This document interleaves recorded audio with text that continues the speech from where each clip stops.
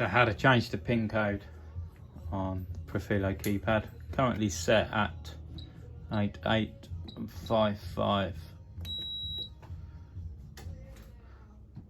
So to change it, we go into programming, default 11A.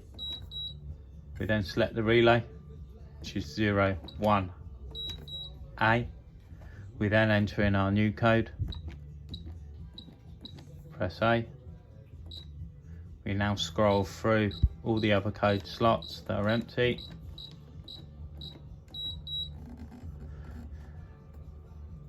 So we get the flashing light and the beeps. 55A to exit programming mode. So the old code was 8855A. New code 2588A.